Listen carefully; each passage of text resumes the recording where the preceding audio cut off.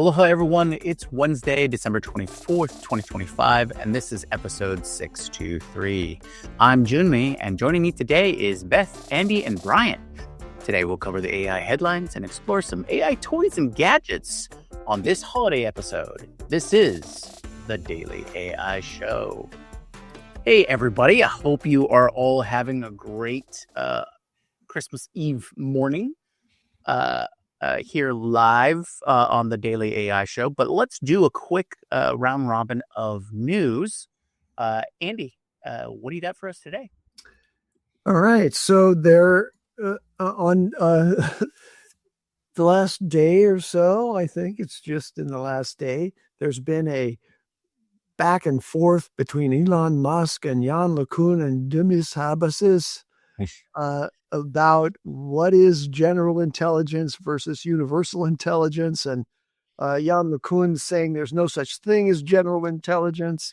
Human intelligence is super specialized already for the physical world. And, when we think of human models as being, general intelligence, we're just thinking wrong about that. Well, Elon Musk supports Demis's point of view about that.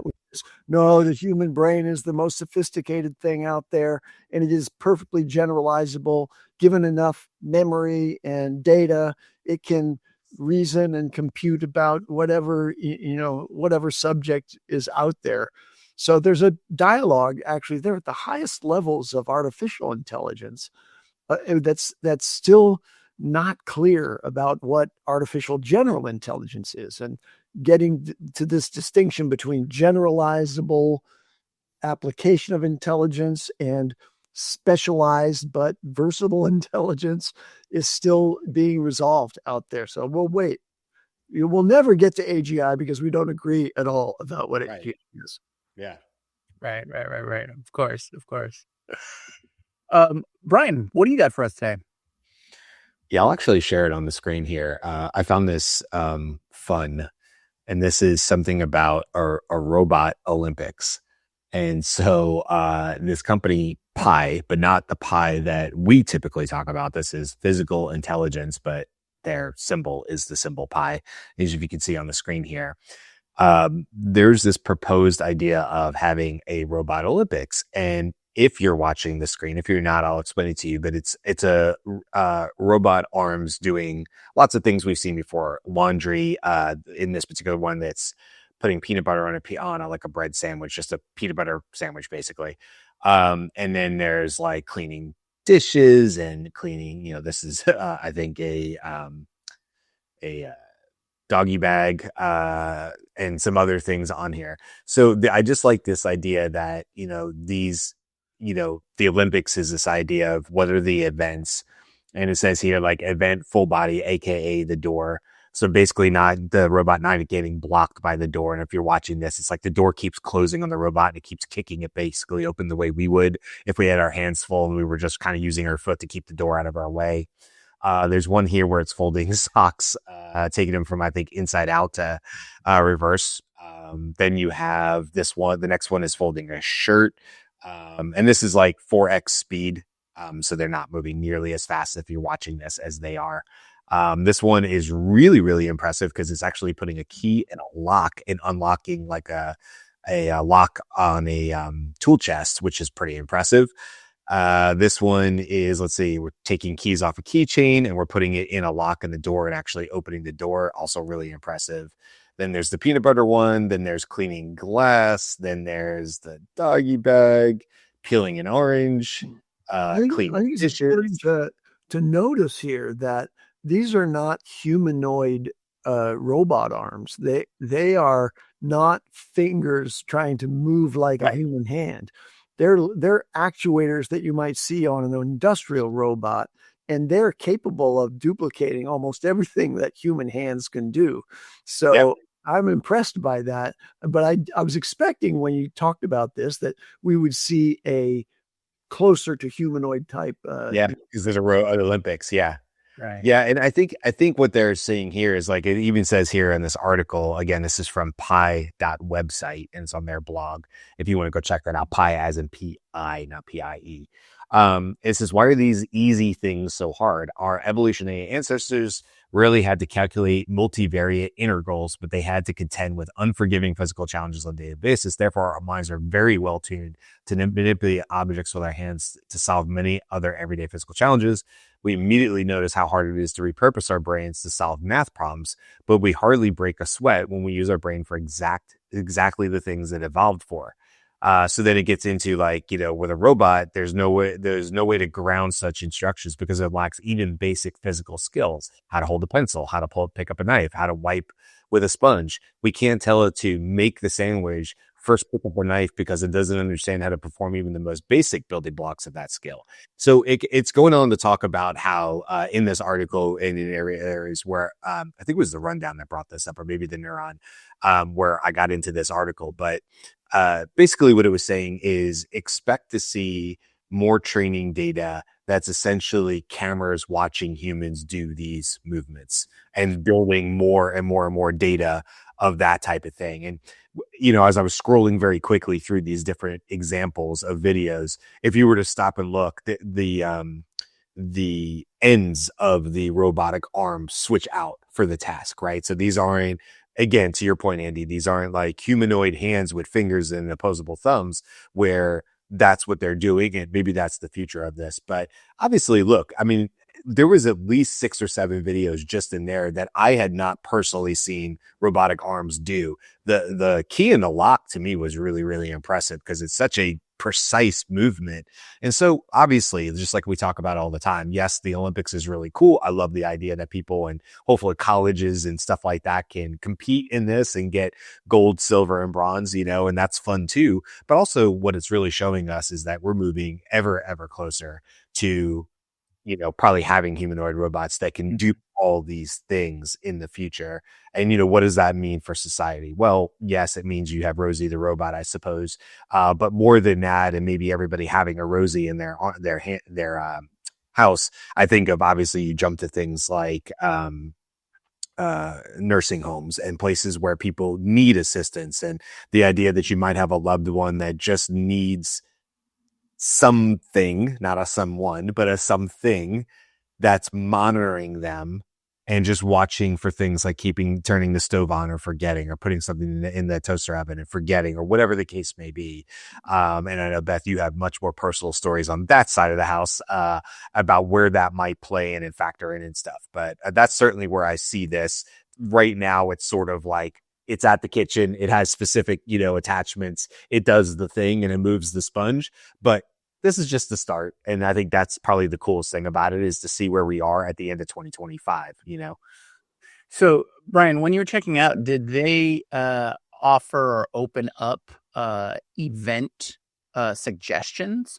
Because, Bass, and I'm sure Carl specifically, would love to know if you could put in a recycling event. Yeah, funny enough, that's not in there. It's not in there, but it should be, right? It should obviously, it's all the events in there. Okay, so I mean, if everyone in chat wants to get together and petition Pi to open up the event suggestions so that we can have an official DAS event, that would be fantastic. I would love to see that there be a takeout the recycling event.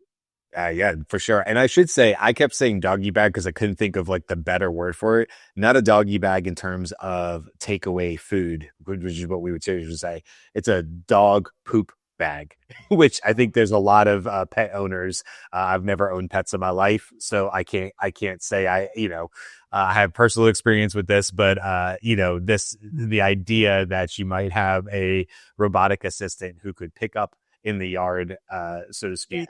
I'm sure a lot of people would be thrilled about that.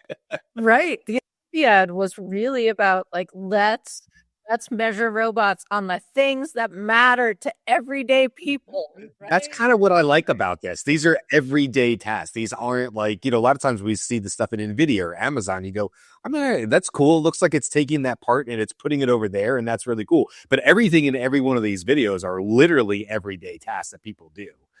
So yeah, it's kind of cool that that's why they, and I should say who came up with the idea. They mentioned his name, but I don't know him. Benji Holson. And let me just see if I can find out where Benji is from. proposed a set. He's the one that proposed, assuming it's a guy, Benji, a set of robot Olympics challenges tasks in the recent blog post. I don't know where Benji's from, unfortunately. It doesn't say in the article here, but that's who came up with it. So anyway, that's a fun little one. Ginger baby, yeah. That's a good example. I think I'm more comfortable with the picking up the poop than like just I'm not sure I'm letting you near the baby yet. But it's actually the open the lock, right? Put a key in a lock and open it is the thing for me. Like, okay, why are you opening the lock, right? No, my uncle has Parkinson's, and you can imagine that is a very challenging movement for him. I would imagine, just to get the focus of stopping his hand from moving to do a lock. So. See, my mind is going, you carry the groceries and I will open the door. Yeah, I'll be responsible for the locked doors. Yeah. I'm good, right? Like, you do all of the heavy stuff. Beth, you've been, I'll say me, not you, so I'm not being impolite, but like, I've been in the bathroom maybe a little bit longer and the robot fits in with, hey, everything good? Everything moving along? Oh, no, that's that toilet, right? That analyzes you and then it's that's right. We can see that. Because it knows. God bless the Japanese, and a camera that looks down. Anyway, Jyunmi, sorry. Get off track there. Beth, what do you got for us, man? So my news story is one that I swear I read, but now I cannot find, nor can I see evidence of it. But I believe that ChatGPT said that you can now pin chats, right? So you can't do folders yet, but you can actually pin a chat. It has not shown up for me in ChatGPT. And if I'm very, very wrong, then apparently I dreamt it. All of my castmates are like, really? But I did see that, and it was one of those like that. Shipmas is like tiny little improvements, so I believe that's coming. I just checked. It's the option there. I have no idea. I haven't tried it out, but I see it as an. You do have the option. Really? Yeah. All right. Like so read that next to a chat. Yeah, I think it's for my latest ones.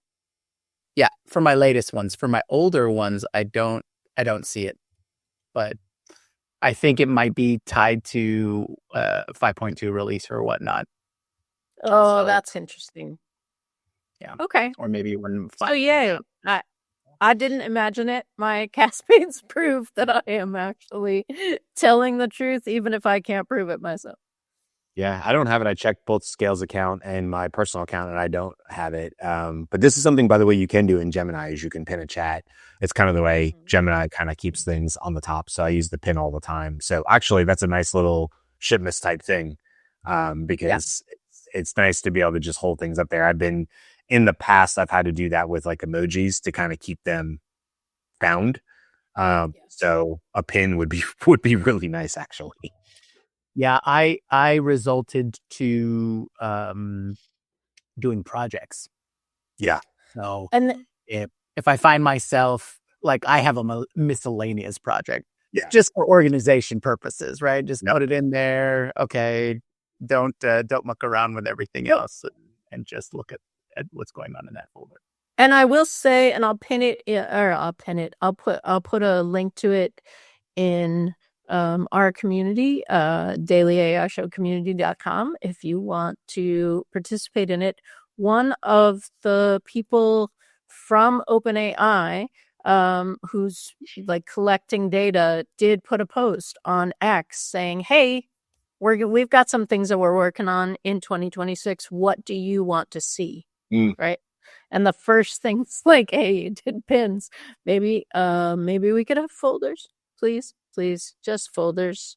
But if you have ideas about what you'd like to see, they are wanting to know what we would like to see. So I think they're going to have to do folders. And I think pretty quickly here, you're going to see folders that are actually attached to folders on your desktop, just like we have with Google Drive and things like that, or SharePoint would have that, or actually OneDrive is a good example of that, where it's both, I've been doing this. I told you guys about this, where I've been taking, I bought a scanner, right? A little scanner that costs way more than it should have for being a scanner, but that's what they cost. And I've been, You can get a giant scanner for less than you can get a little scanner. I know. But it does do exactly what I want. And I know people always said like, oh, you could do that on your phone. And I totally agree, but I do not want to smooth out a receipt. Like, look at this damn receipt. Look at this published receipt from earlier today. Like, I don't want to smooth that out. I don't want to take pictures of it. I get it. You could do all this on a phone for essentially free. So anyway, I've been doing that. And I have Gemini reading the receipts. What's really cool is if you look at the top here, what's cool about Gemini is like I have RX plus food on there because I just bought some cold medicine for my daughter, but it's Publix. So I also had food on there from this morning. And if I write that at the top, the Gemini app that I built, the gem that I built, gives precedence to handwritten notes, but it also breaks up the receipt. So it will look for handwritten note. And if I say all food plus RX or RX plus food on there and not all food, it will read that first and say, okay, this is a split receipt. And then it will go itemized and break out the receipt for me. So I've just been literally scanning them in. It sends it to a receipt folder on my desktop, which is shared to Google Drive. And then it just grabs it from Google Drive in the gem because the gem's like, yeah, I just pull that in. And then it's just doing the receipts. And then I have my budget set up a certain way with a certain amount of columns and things that I want. And I have categories and subcategories that I've used for years. For instance, like automotive, and then it'll be the 2 cars I have, right? Or whatever the case may be, or, vacation, and then whatever the vacation was. So I have all these preset subcategories that I've used for years on there. And so I fed all that in as well as training data, so it had it all. So now it goes in and it's been really reliable. I mean, I've tested it now on probably 100 receipts or so. And I just scan them in. It automatically goes in the folder, which automatically goes to Google Drive, which the gem grabs, categorizes, and that's it. That's all I have to do. So I can just toss the receipts. Jim, know if you can do it business versus personal. Yeah, it'll break it out any way you want it to if you give it enough instructions. I mean, Gemini is so powerful with that, with the its vision capabilities. So I have not run into any issues where it did it. It also asked me when I was building the gem, it's like, hey, do you want me to break out the tax? I'm gonna be honest with you. I kind of, if the total is $55.07, I will just sort of guesstimate really quickly. But as long as the total is 5507 and it balances with my bank statements, that's really all I care about. I'm not so itemized that I care that I spent plus or minus 10 cents on a food item, right? All right. But Gemini doesn't care. It's happy to do the tax on all the individual things. And in Florida, some things are taxed and some things aren't taxed. So you have some in the receipts tell you what's taxable and what's not. So it even looks at the indicator on the receipt and decides how things should be taxed on there and breaks everything out accordingly. And it, to my knowledge, it has not messed up yet, which is really, really cool. So just one of those cool little use cases, Yeah. And I think that's very useful to the everyday person. If we're talking about like everyday uses, just be that simple process as opposed to trying to, work with all of your receipts that you've saved through the year, just part of your process. Yeah, that sounds like it would be an immense help over time. Yeah. And then you also, the other side of that, right, is you have a digital version of every single receipt as well. So if you need it for auditing or, if you have businesses and there's more serious stuff going on, like what Andy's doing and stuff, then, when I used to have a business, obviously it was a bigger deal to make sure that this is my own personal finances. It's not a big deal if I lose a Target receipt. It's just more annoying because there was probably 6 categories on one Target receipt. And that's what drives us nuts. So you have to have the receipts to break it out correctly for the family. That's all. So anyway. Gotcha. Well, today, the story that I wanted to cover, at least one of them, is in the robot realm. So I got a big kick out of the Robot Olympics. So maybe Boston Dynamics will be entering the robotics Olympics next year. So Hyundai Motor Group said it'll outline plans to accelerate commercialization of AI robotics at CES 2026. And its unit, Boston Dynamics, will publicly debut the next generation Atlas humanoid robot there. So humanoid robots are getting renewed attention because of modern AI. It can help perceive environments, plan actions, and learn more general skills, as we saw in all of those pie examples. The differentiator here is timing intent. It's framed as a commercialization push, not just a lab demo, which Boston Dynamics is very famous for their demo videos. I think all of them go pretty viral. CES is also a strategic stage since it draws buyers, integrators, and media across consumer and enterprise tech. So it's interesting to see that Boston Dynamics in 2026 is going to throw their hat in the ring with as much fanfare as we've seen from Figure and Optimus and all of that. I think Boston Dynamics was the first robotics company that really hit mainstream, or that's how I remember them anyways. So it'll be interesting to see how their humanoid version comes out for CES 2026. And CES is a huge stage, right? So if you want to make a splash, that's definitely going to be it. I think I saw that Rachel Woods is going to be at CES this year, and she's going to be on one of the stages or whatever, which is really, really cool to see. So, I wish I could get out there for it. I happen to be traveling at the same time, but one of these years I'm going to get out to CES and have fun with it. Gotcha. Is there any other stories that people wanted to cover? Andy, do you got another one for us? Yeah. So this is about a podcast done just 2 days ago by Y Combinator. Y Combinator is an incubator of startups, and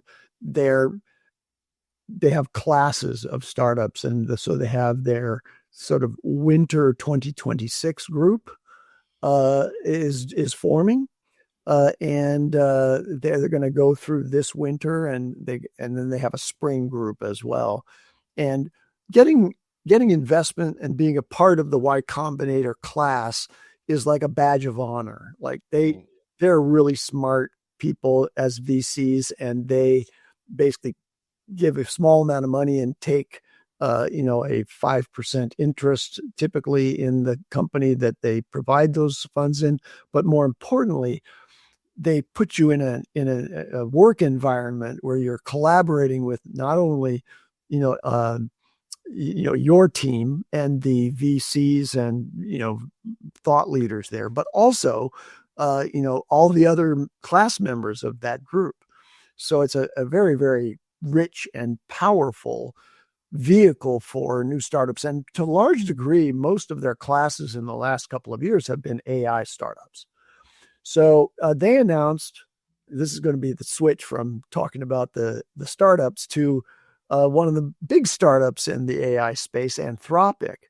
Y Combinator announced on that podcast that this class, the Winter 2026 batch, is the first time that Anthropic's Claude is the popular AI model of choice for the startups. They're using Anthropic rather than OpenAI.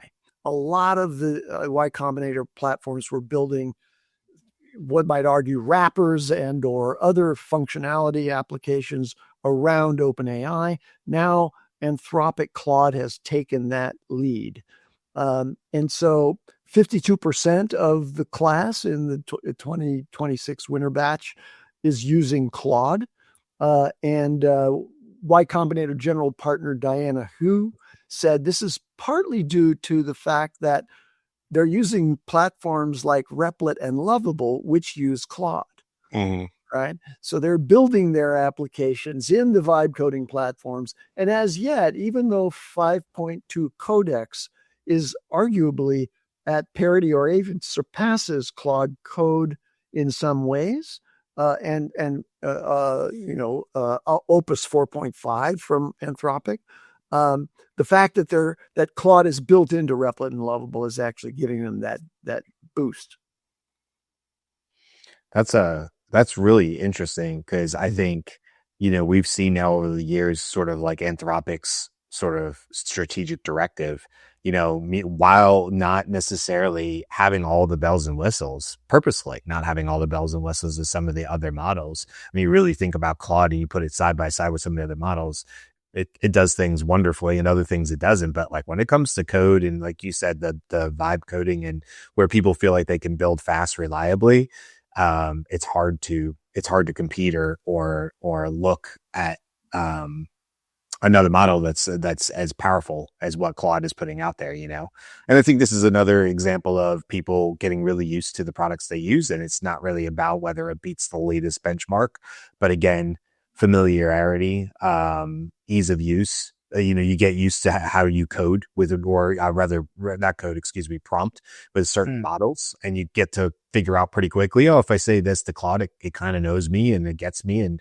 I'm saying it the right way. So yeah. So here's another statistic about their advances, and this is Perplexity, follow up to that question of, okay, who's getting the larger share of market out there, OpenAI or Claude? And this is specifically to enterprise adoption. Anthropic in the last 6 months has captured 32% of the enterprise AI market, compared to OpenAI's 25%. Yeah. So Anthropic is also leading in the enterprise market in a big way. Yeah. And again, I'll give credit where credit's due. I mean, I literally heard Rachel Wood say this 2 years ago, before I think anybody was really necessarily saying this. I'm sure others were, but she's like, Anthropic is going to go enterprise. That's their move. Yeah.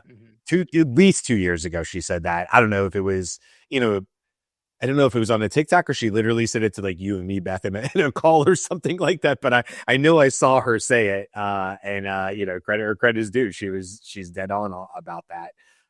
As far as it, I do have a news story really quick, Jimmy, if that's cool.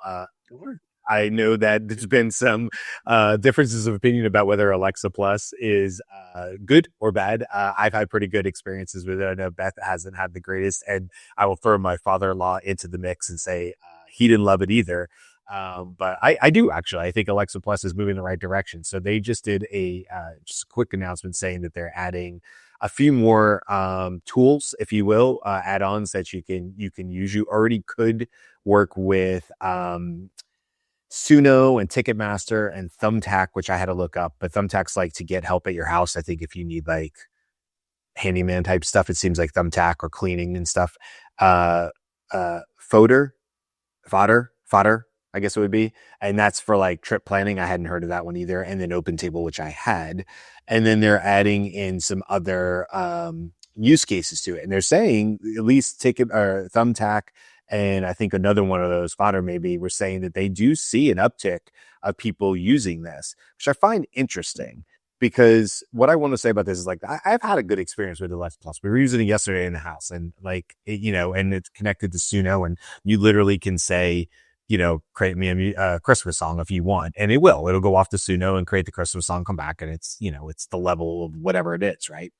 But I find this interesting because I know we are moving towards a more vocal, interactive experience. This is just going to be part of our life. In the same way I laughed at text messages. I've said this before, I think, on the show. I'm sure I have after 600 shows. But I mean, like 2000, who the hell knows? Early 2002 or something like that. I was over in Australia. My friends were all over in Australia. We're all texting each other. And I looked at them like they had two faces. And I was like, nobody will do this. This is a weird Australian thing. And of course, I was the idiot. Everybody's been texting for 20 plus years, right? The Australians were just early on it. They were way earlier than the US was. And so I wonder if this is like one of these areas where I'm just not thinking bigger, because I don't see a use case where I go, unless I really, really know the hotel, where I go, hey, Alexa, like, go get me a hotel, or tell me what the hotel prices are around Salt Lake City or whatever. And I mean, it can come back and give me information. I cannot think of a use case where I'm like, I don't need to go see that. I don't need to go see that visually on a screen somewhere. I think I would like an experience where I said, gather up all the information about the hotels and get it ready for me when I get back to the screen. That would be amazing to me. Well, Go do it while I'm thinking of it and go put it on my screen later for me because I'm going to have to look at it. just But it's this morning, I went through all the Alexa options, actual Echo devices that you can get.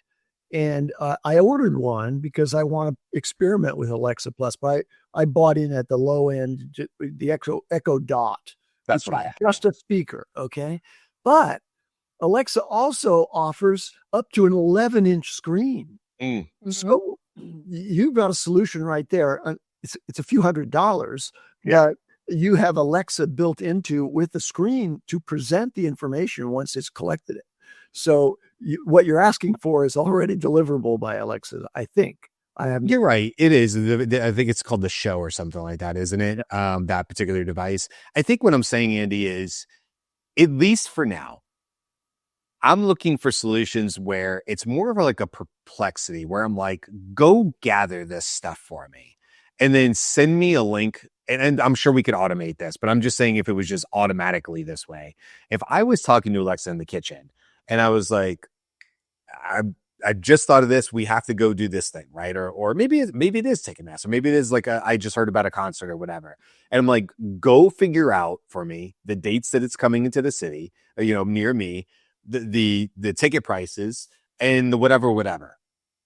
And even, look, maybe I'm already maybe I am connected to my Ticketmaster account or whatever. And I'm like, go do that stuff and then send me a link, send me an email and a link in case I want to look it on my phone or as a text message. I want to click on the link and it just opens up Ticketmaster. It's like, this is where I got you to.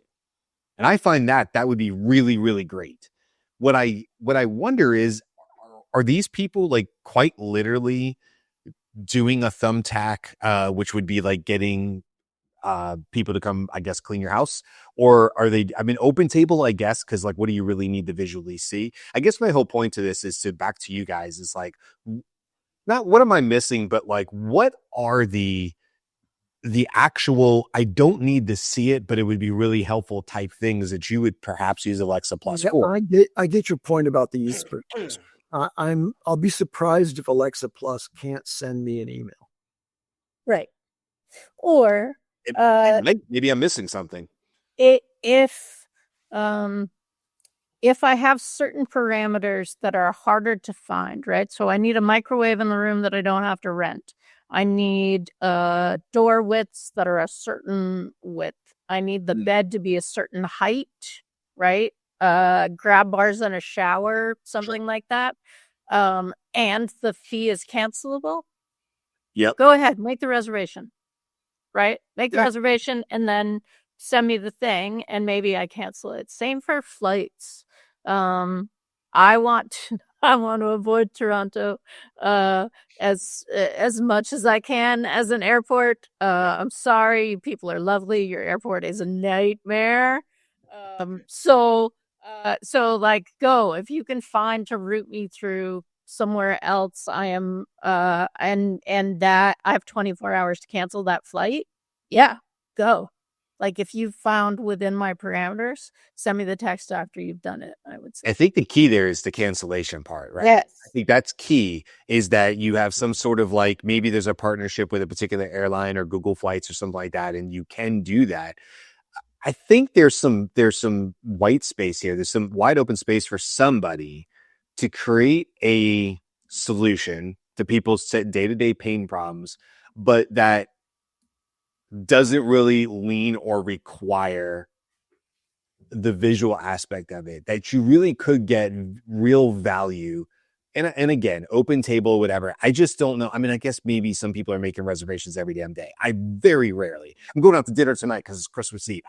It's just so rare that I would do that, or Ticketmaster or whatever. So sometimes I see these use cases and I go, all right.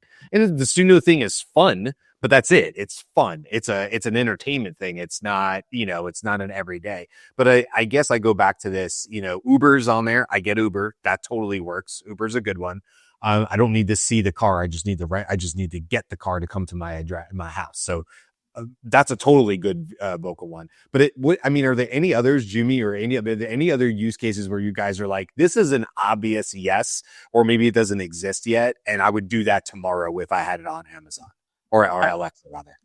I think for me, it would be more of capability and localization. So, I'm already not so jazzed about having the thing that's constantly listening, right? Right. But if I had my own device running my own agent, and then it gets back to that personal agent idea where it's like, hey, I need to accomplish these things. Can you go ahead, go out there, do it, do what I need done, and then just report back? I think that's where the everyday case is. And I think that's what's been promised, at least 2025, where you have your personal agent who's going to go interact with all of those things, have that level of trust, right? And I think that's kind of where the Alexa space is trying to build out the functionality and have enough trust and reliability into it. Because like you opened up with, there's whole groups that say, oh yeah, this is super fun and useful to me. And then there's like, I have this hockey puck in my house that does nothing but listen to me. Yeah. So yeah. So I think for me personally, it would just be the personal capability. I want it to live on my device and do the things that I want, because then I can set up whatever parameters I'm going to. And maybe this is an in-between. This is a temporary stop on that. You know, like you said, like it's just like, this isn't really the agent. This is like a listen and react. It's a very much back and forth, listen and react type thing. So maybe this is just a stopping point on the way towards like true agents that can go do the things and order the groceries, and somehow also know that there's no point in ordering the groceries because I can't pick them up until 4 p.m. So don't go gather them yet. And it's just a just-in-time thing. And it has that sort of universal understanding of what's going on in my day-to-day and knows my calendar and stuff. So anyway, right. I like it. I'm just curious, like, I'm like, where is this going? And like, where does this, and like, they're reporting good use. I mean, like, they seem to think it's a good idea. I'm just like, I don't know. Okay, but every idea that Amazon thinks is a good idea is not always a good idea. Well, I mean, like Thumbtack apparently is reporting and saying they see an uptick. I'm like, yes, I guess. Well, sure, right? Like, because, I mean,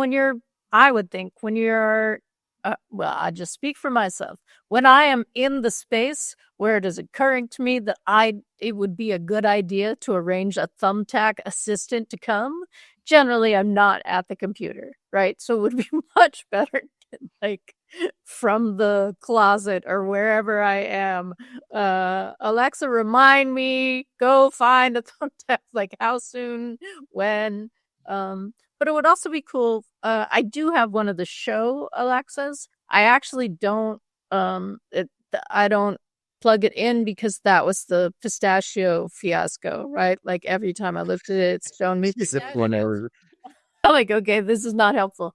But it would be kind of interesting to get a text that says, here's, say banana, when you want to see the thing. And then I can just look across the room and see it, right? Yeah. Like there could be a way.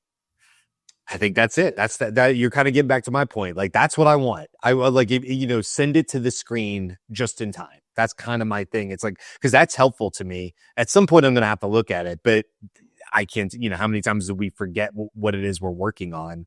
The idea is there and gone. And you're like, oh, forgot again to get that prescription. But me saying that to Alexa and Alexa starting that process and then bringing it to a screen where I don't forget is actually awesome. So it's just like, it's a weird, like 1-2 punch or whatever. Jyunmi, are you still there? Did we lose Jyunmi? Like, is he? He seems to have been replaced by an icon. Yeah, I lost a little bit of the video there, but okay. I'm still here. Well, I just wanted to, maybe this is a good spot to jump in. Before we move on to our next segment, was there any other news that we wanted to cover for today? I've got something, but I can do it tomorrow. It'll be a great Christmas recap. Good. Excellent. All right.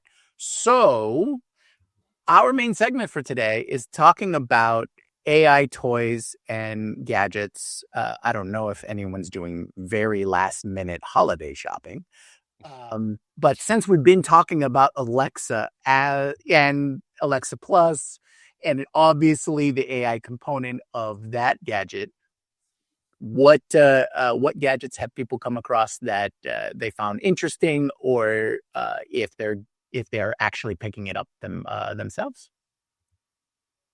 Well, I did some serious purchases here, and one of them was to upgrade to an Apple Intelligence capable laptop, and also one that has a sufficient processor, an M4 Pro processor that can actually run local models.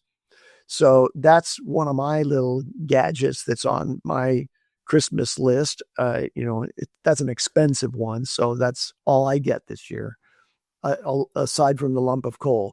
But really, I also, speaking of last minute purchases, Amazon, I bought the Amazon Alexa Dot, and it'll be delivered today. I ordered it this morning. It'll be delivered today in time for Christmas. So I have those two things. Those are my AI toys. And apart from that, I don't really see a need for much else. Considering there's so many different types of, Alexa devices and things like that, what was there a clear choice of why you went with the Dot? Was it like, yes. So there's a less expensive Dot version, which is an alarm clock version. It's $44 on Amazon right now. And so you can experience Alexa Plus. You get the advanced delivery of Alexa Plus by buying that device, and it'll probably be delivered to you like within a couple of days. But I wanted the Dot because it has a bigger form factor and a better, richer sound, and you can pair it as a stereo pair. Yeah. So if I really like Alexa and I like the sound for that thing, I might use it as the desktop speakers along with my monitor. Yeah. So then I would have a pair of these Dots here. And I hope it's true that I can turn off Alexa's listening when I don't want it to be interrupting me. No, Beth's shaking her head. You can't turn it off ever? It won't be interrupting you, but no, it used to be that you could go and delete what it had recorded of you, and that went away in fall, I think. Yeah, I do remember saying like we're going to use that data. Okay, so you're saying you can't turn them off? You can unplug them, and I have. Okay.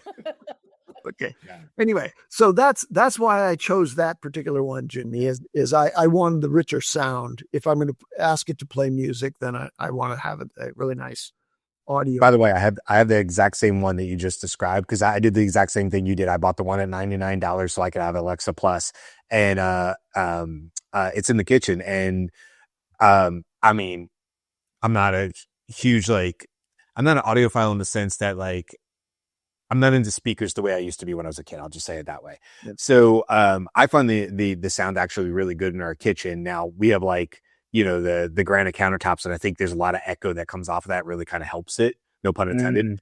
But I like the sound. I think it's easily comparable to I had the original in the same spot. I had the original Echo there from way back in the day when the first ones, the tower looking ones.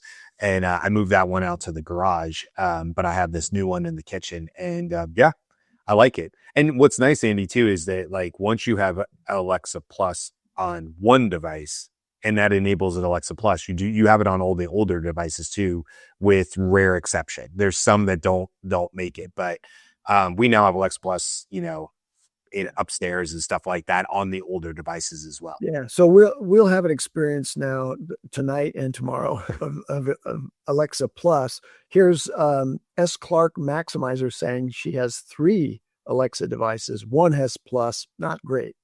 Yeah. And I think that I hear that more. I don't know why I'm the exception there. I actually am.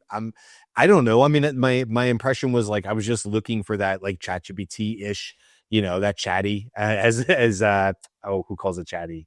It's the best name for it. But the ChatGPT-ish type experience, it would be as if Siri just got like much better, right? And you're like, oh, that's what breath of air, right? Like that's just, I was waiting for that. And so I think maybe my barrier is lower. Yeah, I think so. That's probably fair. It's not that I think it's on par per se, but it's like I've been waiting so long to be able to have long-term conversations. Remember, I told the example of, researching my nephew's college and yada, yada, yada. And I've done that many times around the house. And I think that's kind of what I'm expecting from it. And so maybe it is that like other people, like the commenter on there was saying, like, it could be that the use cases that they have are just like, they're not really hitting for the Alexa Plus thing. And, maybe I'm just using it at a lower level, and that's fair too, Well, you're using it better than anyone else I've heard, right? Like you are really using it as like a voice activated device that has access to the information you want to talk to it about. And I've uploaded devices, I've uploaded files, remember. It seems really obvious, except I have not done that. And you are the only one that I've heard really come to it with that.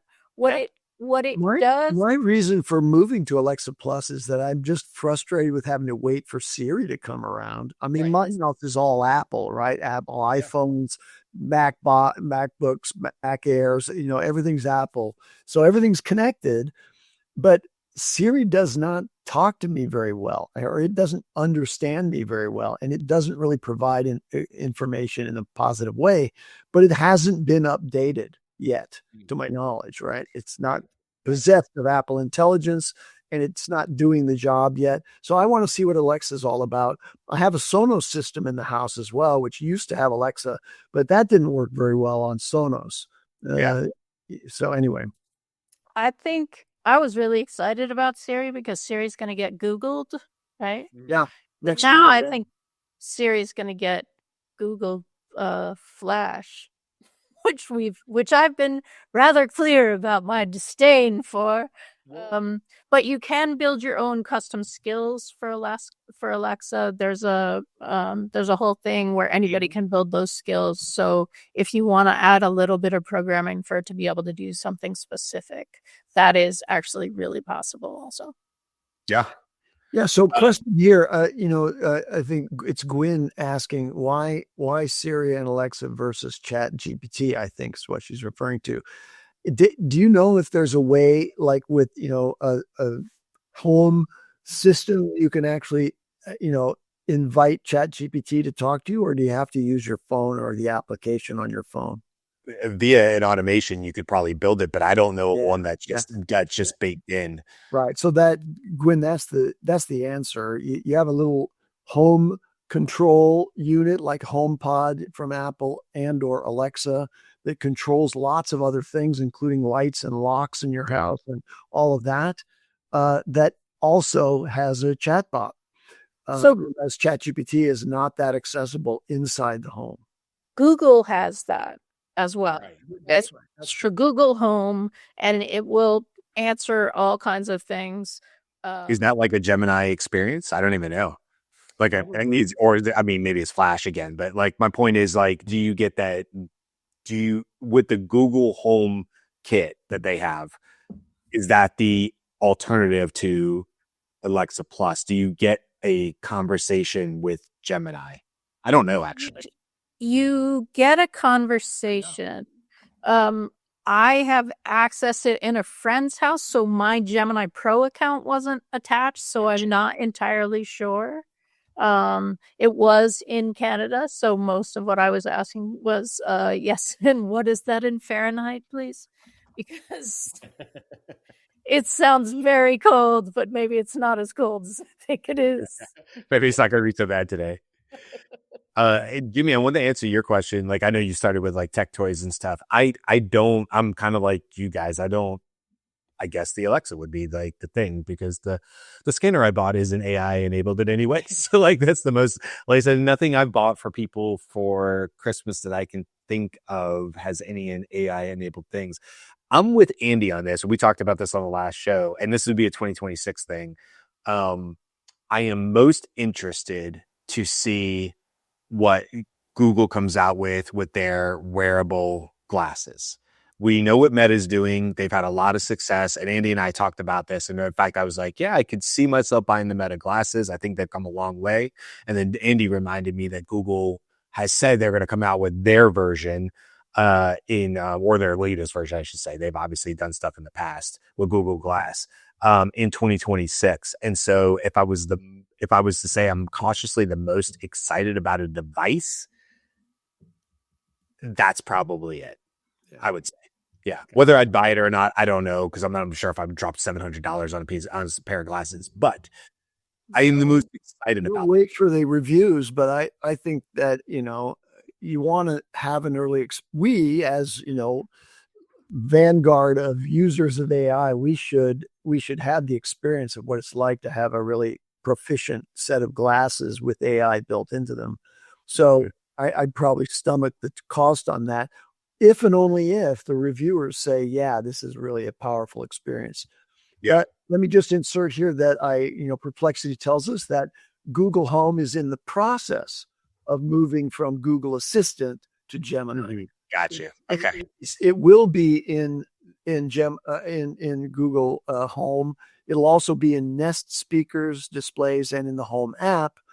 There's early access right now, but broader rollout is in 2026.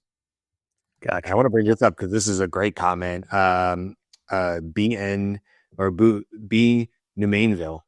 Sorry if I got that wrong, but anyway, he says, I'm holding out for Google Glasses. Don't want to risk tying anything to a Meta account after a hack and months of fighting to get my VR headset access back. Yeah, that's scary. That stinks that happened. But yeah, I know a lot of people feel that way about Meta. I'm like, nope, I'm not doing it. Yep, love the Ray-Bans. They look great. Nope. Is it a Meta thing? Nope, I'm not doing it.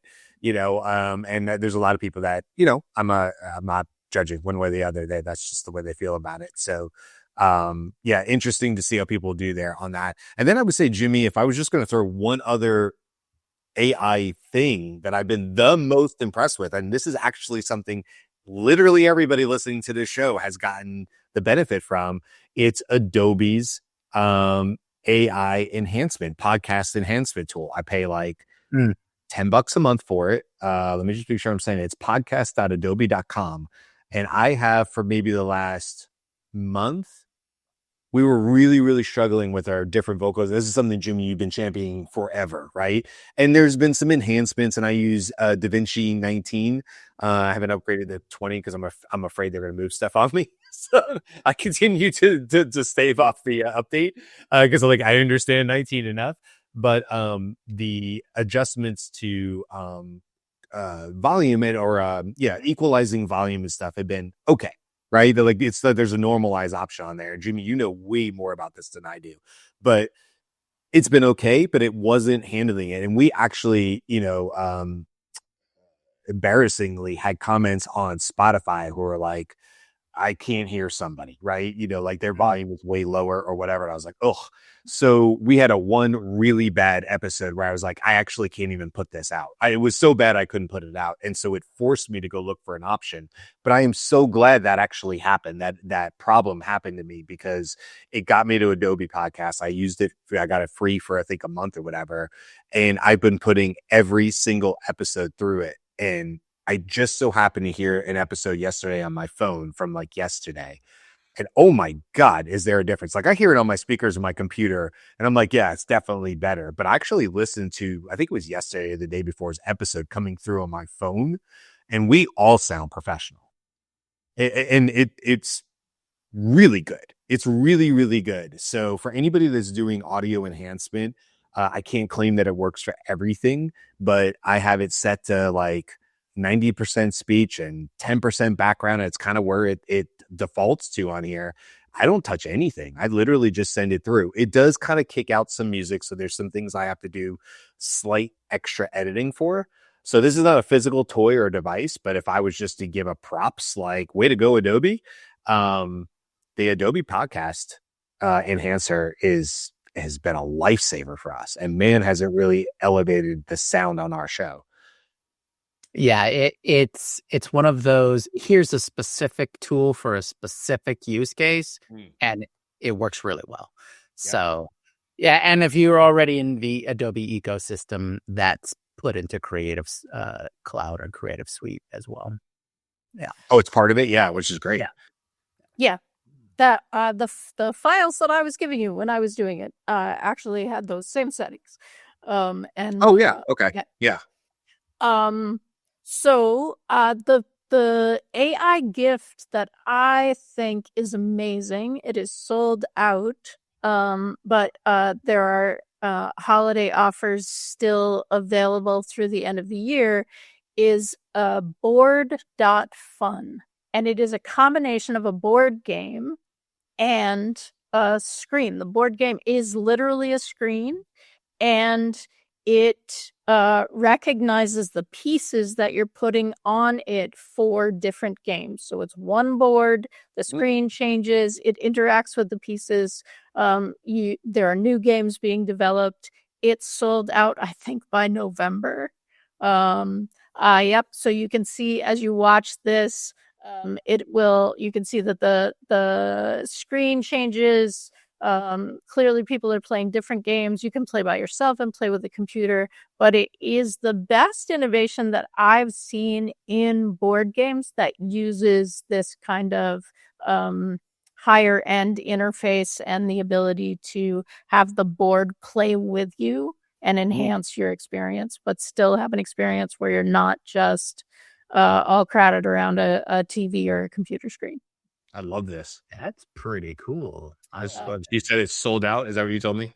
It's sold out. It's sold out early, and so they offered if you buy, and I don't know, maybe you can still get it overnighted, but tomorrow's Christmas, so maybe not. They'll send you a game piece so that you can have something that someone can open, and then I think the new ones are available in January or February. Yeah, this one says board arrives week of January 12th. Yeah. That's what it says on the thing. And it's, by the way, this seems to be a discount, but the Founders Edition, not cheap. It's $500, which I got to be honest, I know it's a TV screen or it's an interactive screen, but that is higher than I would have expected. I would have expected something in the $300 range.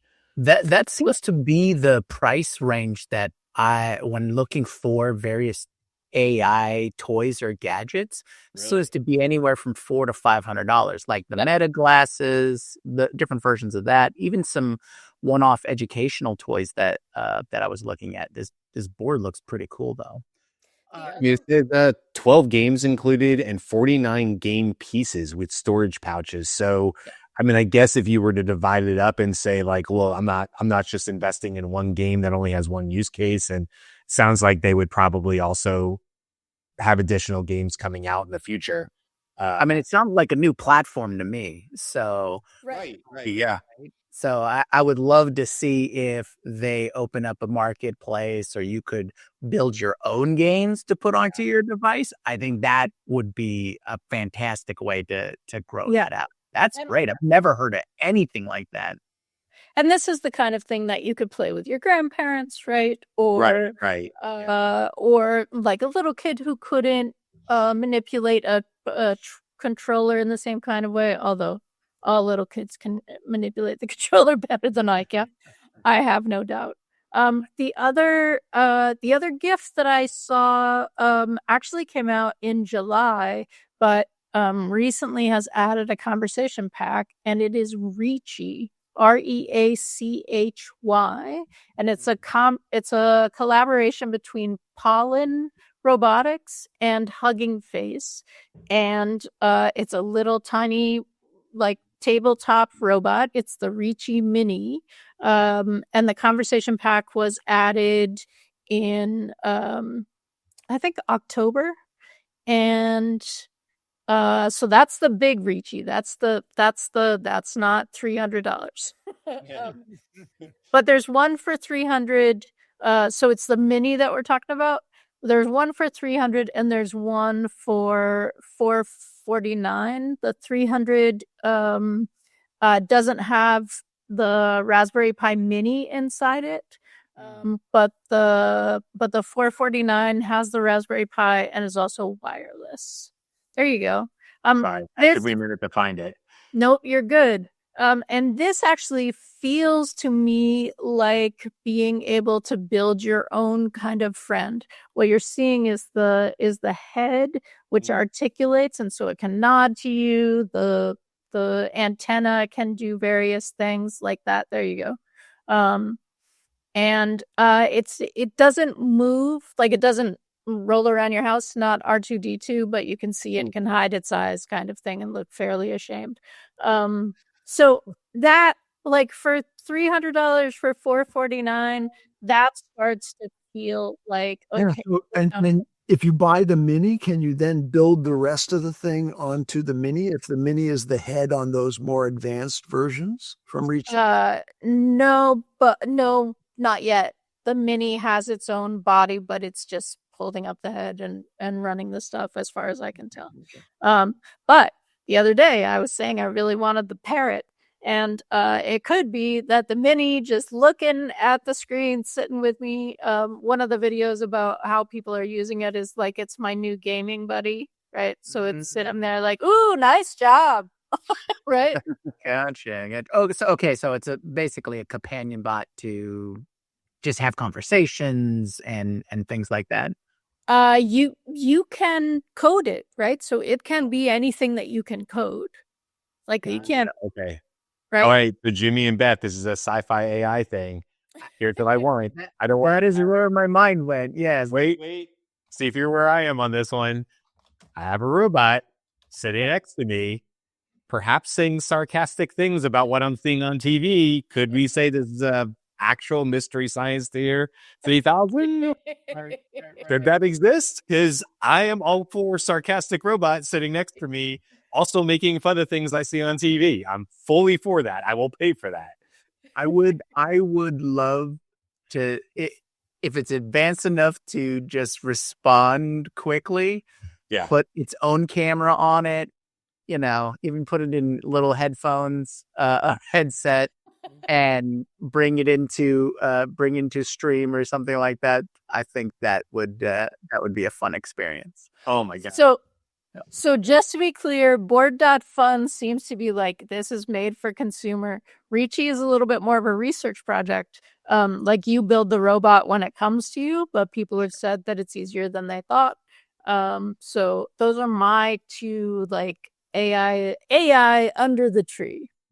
Yeah, you got a kid in STEM, like who loves that stuff. I could see why Reachy would be awesome, just like a Raspberry Pi, and it's in a price range that a lot of parents would be able to say, look, that's expensive, but no more or less expensive than a new, gaming console or something like that. In some cases, less expensive. So yeah, I don't know. I love this. I was a kid who loved constructs growing up. I wasn't a Lego kid. I was a constructs kid. So I love anything that's like this. I think it's super cool to see these kind of toys, and I love seeing AI involved in it. So yeah, I think you're right. There's definitely a space in there for the STEM learning gadgets thing, right? If the Raspberry Pi just invokes the concept of like, oh, okay, I can kind of make it whatever I want into it, and then just have that ability to just experiment. So I like that. It's the experiment kit. It's the old chemistry kits that you could buy, and like you said, the constructs or Legos and those kinds of things. So that sounds like a really fun buy. We can't be too far away, too many Christmases away from an R2D2 type thing where a child is able to build, construct, and program with some AI logic and like visual or whatever it is that could do fun stuff around the house. And the kid is able to build out the prompting and the geolocations and geofence it and stuff like that. That cannot be that far away. I mean, 2D. This version of Lego Storm, if you remember that. Lego had their own programming interface and device to connect. Yeah. So having a Lego R2D2 with the new version of AI-enhanced Lego Storm that's running directly on the device, which happens probably just to be a mod of Raspberry Pi, it's probably where this kind of sits, is in that space. Yeah. There are a bunch of things that look close. I would say these two are my choices because it feels like either you have to be totally in control of Ricci, you program whatever you want it to have access to, or this very well-designed board. Because even last year, Andy and I did the, what could you put under your tree for a kid show, and it was horrifying, right? Like, here we go. This is just a screen with a big, like, digital happy face that can say anything at all to your child. Yeah. And it's like, do you know what it could say to your child? Like, what? So there are kind of R2-D2 things. I'm not sure that they're at the place right now where you'd want that to want to leave that unsupervised. So I found a couple of things, or I guess one was more of a category because there's quite a few things. And this is actually sparked from when Andy last week introduced this ring recording device. So you just wear it on your index finger and it would record messages or memos and things like that and translate. And so along that vein, a couple months ago, you probably saw it in your TikTok feed, but the Plod device that you could put onto your cell phone and record, and then it would translate and transcribe all of that for you. It was a hardware implementation. And then from this company called Time Kettle, this was almost a year ago at this point, but they were coming out with translation devices, right? So you could have multiple conversations. You'd put in a little earbud and you'd have this thing that was on the table. And it was meant to help with business interactions and things like that for people who travel all over the world and do international business. Well, they announced that they have essentially their earbud set that does it all in this set of earbuds. Similarly to how Apple had announced that they have a translation feature. So what I'd love to see is what the real world application is and how good it is. And then the other thing that I came across, which I thought was really fun, and if you're into this space, you probably it might be an easy way to enjoy the local fauna. But apparently it's an AI-enabled birdhouse. It's a bird feeder, right? And it's got built-in video and AI recognition, so that when birds come to visit, it recognizes that a bird has come to visit. It takes a shot of it and records it and identifies the bird. And basically tags oh, hey, this is, Mr. Woodpecker that has visited your bird feeder. And then you have an app that it basically sends this in and can give you basic stats, how often they visited, who's there. But the big thing is that it can recognize between all these different birds.